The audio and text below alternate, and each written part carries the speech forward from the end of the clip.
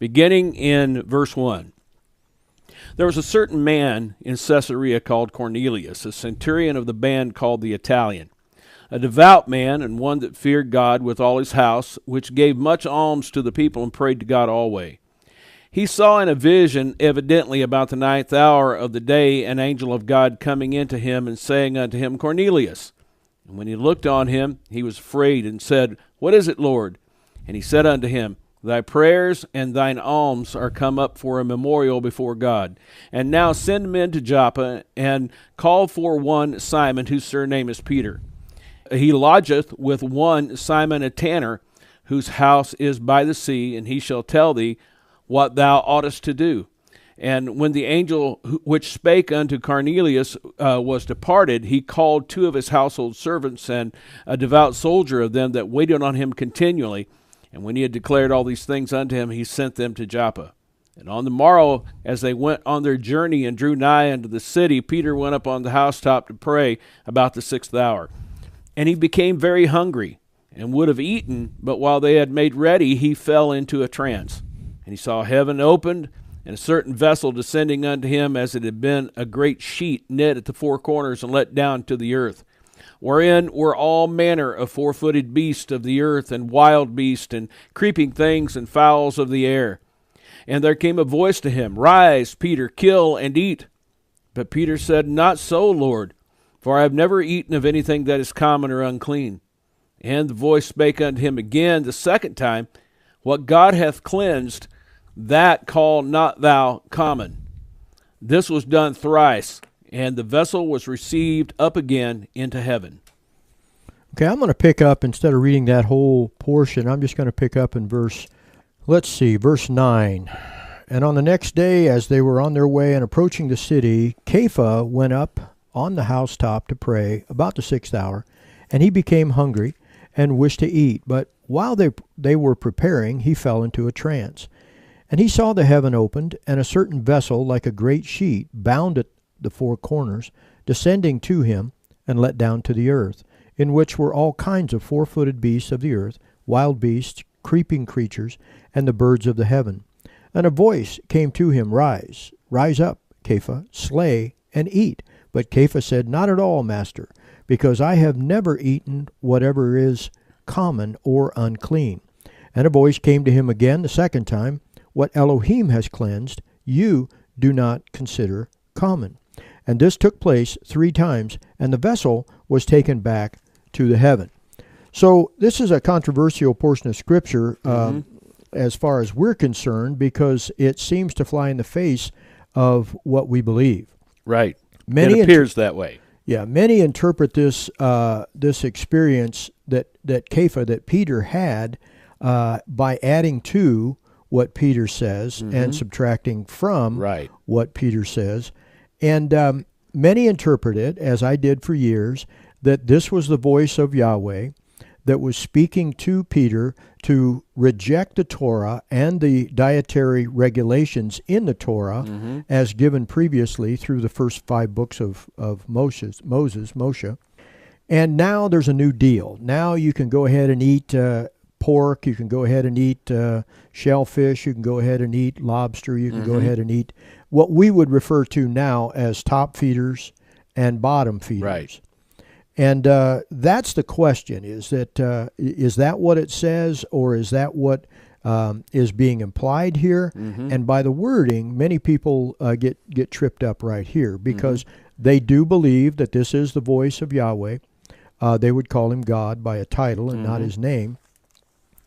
And that he is telling Peter here to go ahead and eat anything and everything. That's done with a couple of assumptions. Right. One assumption is that all kinds, in verse 12, of 4-footed beasts of the earth, wild beasts, and creeping, and the birds of the heaven were all unclean. That according to Torah, they are saying that, see, right here, Yahweh is telling Kepha to go ahead and eat unclean beasts. Kepha's response then, as a Torah-observant Jew, is one that is, pretty standard for that particular, scenario and situation, in that he's saying, no, I always have lived according to what your dietary regulations have dictated from the Torah, and now you're telling me that I'm supposed to go ahead and eat these things. I'm not going to do it. Well, then the 3 times that this is given to Peter in this trance, in this vision, seems to substantiate that. However, there's a different slant that we have to consider based on 2 things here that take place. One is what Peter later says, and what Peter currently is doing. Right. For example, in verse 17, which we didn't read, we see that Kepha was doubting within himself about what the vision might mean. And then while he's doubting himself about this vision, these 3 men approach. Right. So if he knew clearly right then that that was the voice of Yahweh telling him to go ahead and reject the Torah, the dietary regulations that have been given, and that now is a new deal and you can go ahead and eat, why would he be wondering, why would he be doubting within himself what this vision means? And so that's where I believe people put words in Peter's mouth. Right. They interpret him doing that in verse 17 as Peter saying, or the commentary about Peter's experience as saying, I know exactly what the vision said, what the voice said. There's no reason for me to doubt. There's no reason for me to question. I can go ahead and eat anything that I want. Wow. Yeah. And that can't be because, I mean, again, context dictates the story. The story is, it's based upon what we begin reading here in the beginning of the chapter, that it's connected with Cornelius, a Gentile, and being instructed by Yahweh to send for Peter. So the context is those 2 people groups in reality. The context sets that, and we have to abide by that. So because of what this scenario is illustrating, you're right. That first portion of the chapter is establishing that Yahweh is doing something different that he has spoken a long time ago that he would do. Right. That he actually had spoken through his prophets that he was going to include the Gentiles in his overall plan. For example, in Isaiah 56, starting in verse 1, thus said Yahweh, guard right ruling and do righteousness, for near is my deliverance to come and my righteousness to be revealed. Blessed is the man who does this, and the Son of Man who becomes strong in it, guarding the Sabbath, lest he profane it, and guarding his hand from doing any evil. And let not the son of a foreigner who has joined himself to Yahweh speak, saying, Yahweh has certainly separated me from his people, nor let the eunuch say, look, I am a dry tree, I cannot bear fruit. For thus said Yahweh in verse 4, to the eunuchs who guard my Sabbaths, and have chosen what pleases me, and are holding on to my covenant, to them I shall give in my house, literally in my family, and within my walls, a place and a name better than that of sons and daughters. I give them an everlasting name that is not cut off.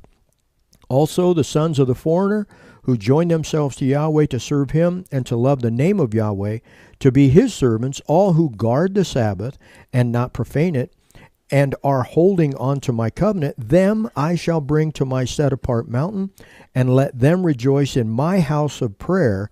Their ascending offerings and their slaughterings, their sacrifices are accepted on my slaughter place, for my house, my family, is called a family or a house of prayer for all peoples. So in this scenario that we're reading about, this historical document that tells what happened to Peter, what Peter wasn't understanding was this that you just read in Isaiah 56, because the mindset at that time among those of Judaism was that was something that couldn't be. Yeah. And so what he's doing is he's in effect saying, Peter, you're right. Yeah, this that I've offered you that is not food, you're right. But in not eating it. But now take that kind of belief to all of the Scripture, all of the Word that's been given. Just as that is true, this is as well. You have a wrong perspective here. That's right, and that's exactly what's taking place. He's saying, good for you, Kepha, good for you, Peter. I have come to you 3 times, and you're holding to what is written, Amen, even stronger than what you're hearing. Amen. Now, that's a very important aspect, because Yahweh and His Word will not be done, or Yahweh's Word will not be, and the Torah, or what is referred to as the law and the prophets, will not be done away with to the degree that it's being applied today until heaven and earth are done away with. So His Word does not change because He does not change. So there's the test. A voice comes to a person, a voice comes to you, or a voice comes to one of the listeners, and tells that person to contradict what is written in the Scriptures. Now that person is in a tight spot. They're in a situation where they have to make a decision. Do I trust an experience that I can't even qualify because I want to live by the word of Yahweh, or do I rely on what is written? And here I think Kepha proves, even though, he's done some, what I would consider some flaky things and said some flaky things. Like we all do. Like we all do prior to this. And it is interesting that Yahweh in His faithfulness, how many times did Kepha deny Yeshua? 3 times. Isn't it interesting that there are 3 times here that it's like he's confirmed? Even in the last chapter of the Good News, according to the version written by John, Yeshua confronts Kepha 3 times. Right. There's always that necessity when a person is, I believe, in a very, very desperate place. Yahweh always provides 3 witnesses. So Kepha was a false witness 3 times. He now is a true witness 3 times to the truth of the word of Yahweh, and he's tenaciously holding on to what is written in spite of what he experienced in this trance or in this vision or in this supernatural occurrence where this voice and this vessel. I looked at that word sheet, that's in the King James and also used in these scriptures in verse 11, were a great sheet. And that word, even in the Greek, is actually a transliteration from a Hebrew word, keli, K-E-L-E-E, which means any kind of vessel or any kind of container that would be able to hold certain things. Right. And so it's just simply a vessel. It's not, something to spiritualize with some sheet. And I've heard all kinds of nonsense over the years about the application of this. But it's a vessel.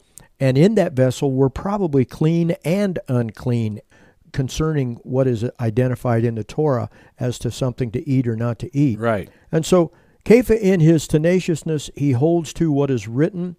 And if he would have come to the absolute conclusion right then that it was all about food, verse 17 wouldn't have even been written that he was... Exactly. He would have done like we've heard some Bible teachers on the radio have said that he did. He went right downstairs and made himself a ham sandwich. Yeah. It's the most ridiculous statement in the world, but people latch right onto that, and I believe it's because of, just to be blunt, it's the rebellion in our heart that will latch on to those kinds of things because we don't want to obey. Well, it started in the garden, didn't it? Amen. I mean, it was one command, do not eat of that tree. We couldn't even handle it as mankind with one command. Right.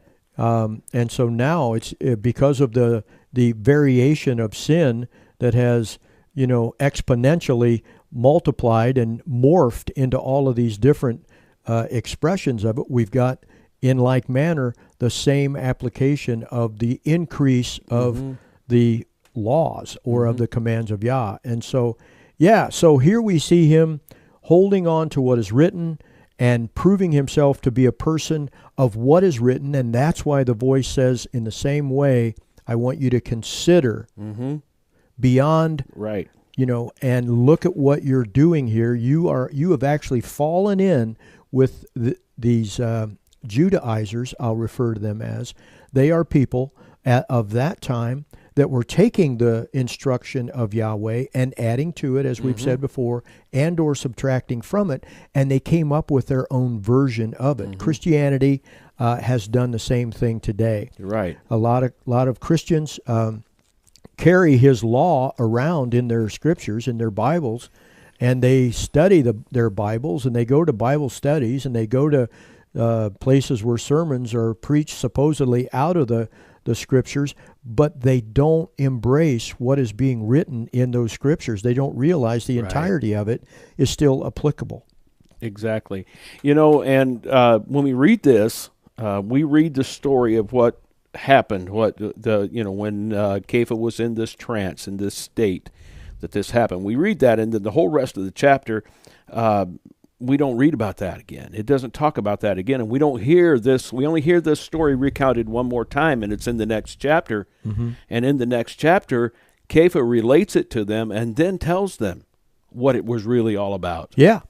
So when we see in this chapter, before we jump to that one, the goal here is Yahweh fulfilling what one of the prophets that I read from in Isaiah 56 prophesied, that he was going to include all the nations. Cornelius here is what the Old Testament scriptures or the Hebrew scriptures would be referred to as one who was not disdaining the law of Yahweh. He was not born in Israel as a true Israelite, but he respected the Elohim of Israel, and he respected their commands given to them.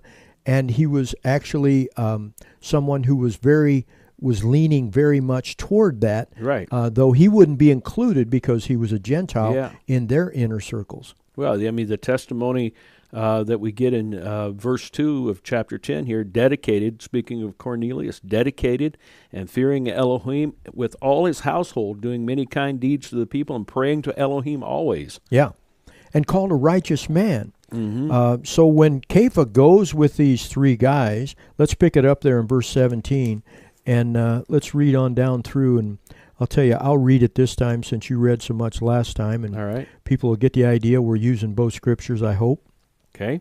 Verse 17, while Kepha was doubting within himself about what the vision might mean, look, the men who have been sent from Cornelius, having asked for the house of Shimon, stood at the gate, and calling out, they inquired whether Shimon, also known as Kepha, was staying there. And Kepha was thinking about the vision. The Spirit says to him, see, 3 men seek you. There's that 3 again.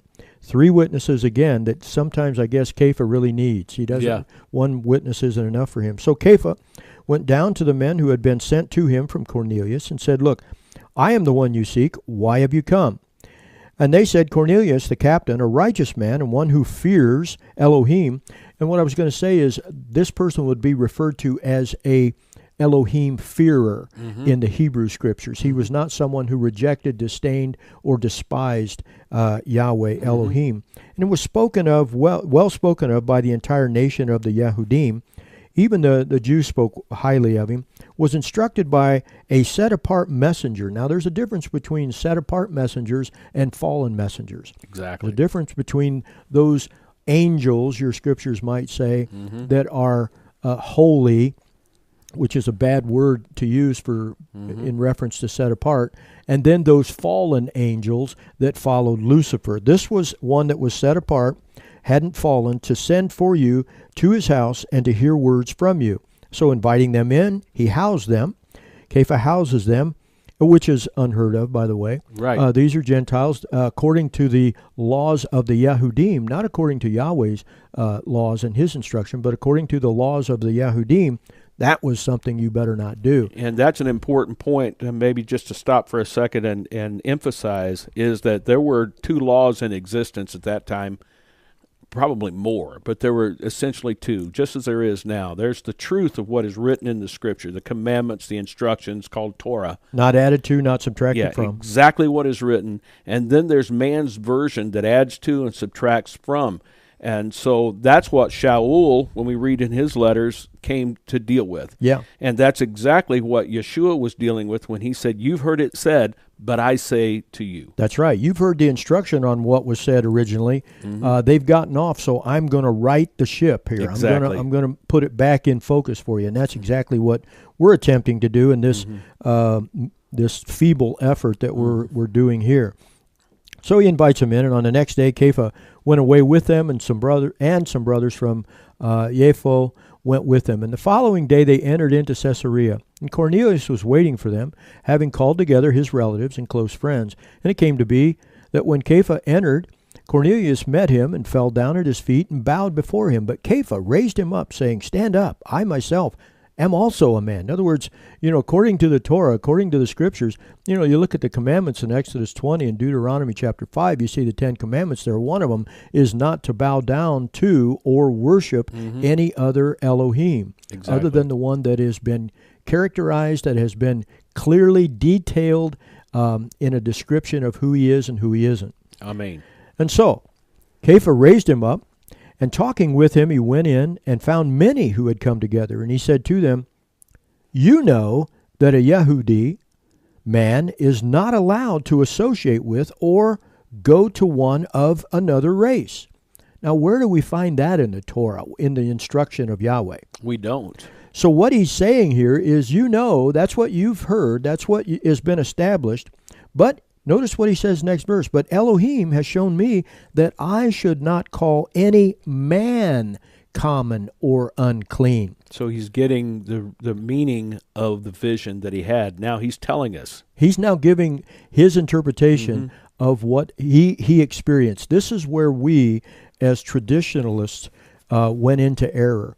We decided not to believe what Peter said about his vision, his trance, his experience. We decided that we would reinvent what he was saying. We decided, instead of what Peter says here, that it wasn't in pertaining to eating unclean stuff now. It was calling people unclean that Yahweh has not called unclean. Yeah, back in verse 15, what Elohim has cleansed, you do not consider common. Yeah. So you have to tie those two verses together in context. The context of verse 15 and verse 28 is very, very important. And so he says, that is why I came without hesitation. In other words, even though the Yehudi, the Jews of that time, they would reject me. Kepha is saying they would reject me for doing this, but Yahweh has shown me that they call you folks unclean because you're not Jews. And Yahweh doesn't call you folks unclean. It has nothing to do with, that which is detailed and described in the Scriptures. Yahweh calls certain things that people eat unclean. Right. He says it's not food. It's not food. Yeah, that whole phrase, unclean food, I don't know what that's all about, because all food is clean in and of itself. But things that people have made food, Yahweh has called unclean. That of, pork, it's an abomination, swine, that of those that are under the sea, that are the bottom feeders. The reason we would refer to those as top feeders and bottom feeders, when Yahweh created all that he created, he said it was good. Amen. We're the ones that add the two words for food. Right. He didn't say that. He didn't say that pork was good for food. What pork is good for, I had recently read an article that New Jersey and a couple of other places have wised up to using pork for what they are created for, and that would be to destroy and eat up the trash and the garbage that is unclean. They'll eat anything. They'll eat anything. The problem is these people are so wacky, they go ahead and eat the pork after they've ate all their garbage. Yeah, it's like trying to eat an oil filter. It's crazy, or worse. Yeah. And so those that are bottom feeders, that would be without fins, without scales, that are in the water, they're cleaning up the water. Just like the pigs were created to clean up the top, the land, that which is created by Yah, and he said was good to clean up the water from all the waste and all the pollution, all the dirt and the grime and all of that stuff of everything that's living there. So, yeah, they were good, but like I said earlier, we're the ones that keep adding to his word the two words for food. The science, biology, has known for a long time that eating those kinds of things have detrimental effects on your health. Yeah.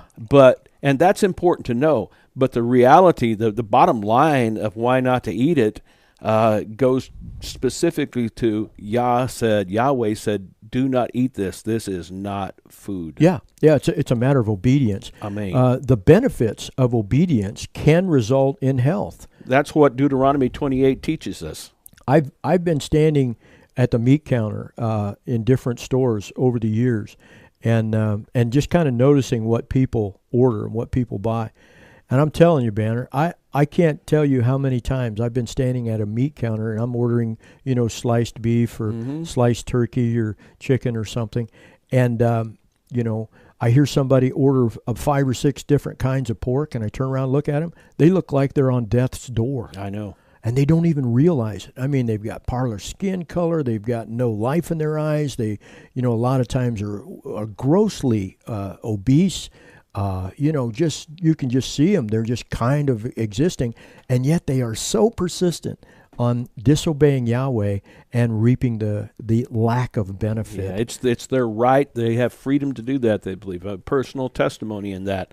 I used to be a big pork eater, I mean, you used to have bags of pork skins around. It was gross, man. Yeah, and I believed what Yah said and quit eating that, and over time, by continuing to look into Scripture about what he says is food and how to eat, which it gets more involved if you are willing to dig in deeper. And I've lost 100 pounds. Yeah. That's a testimony to what his word says. But when I quit eating it, it wasn't because of the health issue, because I wasn't even really aware of that to that degree at that point. It was just because he said so. That's right. And that has to be the main reason, out of obedience, out of submission to him as the creator of the universe. So then Kepha goes on in verse 29, that is why I came without hesitation. And so he asked him, why have you sent for me? Cornelius says in verse 30, 4 days ago, I was fasting until this hour. And at the 9th hour I prayed in my house, and see, a man stood before me in shining garments and said, Cornelius, your prayer has been heard, and your kind deeds were remembered before Elohim. And so he tells me to send for you, and you come. And so now he says in verse 33, I sent to you immediately, and you have done well to come. And now we are all present before Elohim to hear all that you have been commanded by Elohim. And opening his mouth, Kepha said, truly, I see that Elohim shows no partiality, but in every nation he who fears him and works righteousness is accepted by him. It's exactly what I read from in Isaiah 56. Exactly.